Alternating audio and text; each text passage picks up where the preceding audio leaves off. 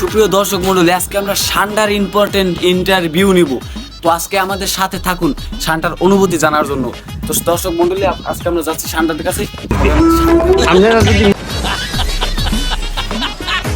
তো সুপ্রিয় সান্ডা, আপনার এই যে রাতারাতি ভাইরালের কাহিনী, এতে আপনার অনুভূতিটা কতদূর?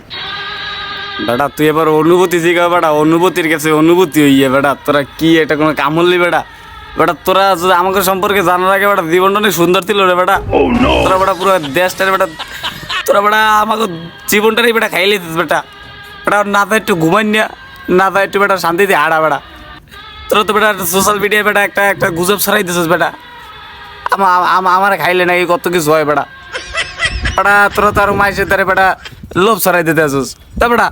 তারা জীবনে তেজপাতা বানাই এইবার আবার অনুভূতি জিগাইতে আইসো আলার বালারা। এই বাঙালি জাতটাই খারাপ। আচ্ছা ঠিক আছে, আমাদের মানে আমাদের অনেক বড় ভুল হয়েছে আপনাকে নিয়ে আলোচনা করা, কিন্তু তাও আপনি যে রাতারাতি এইভাবে ভাইরাল হয়ে গেছেন, এতে আপনার কি অনুভূতি? আরে আলার বালা আবার অনুভূতি জিগা বেটা। তোরা কইলাম তো বেটা অনুভূতির তেজপাতা বানাই দিতে বেটা, অনুভূতির মায়েরে বাপ। তোরা বেটা অনুভূতি রাখছো বেটা। এ বেটা কেমনে অনুভূতি থাই আর পর আর ক বেটা। এখন খাইতে গেলে ঘুমাইতে গেলে সব জায়গায় দেই বেটা বাঙালি।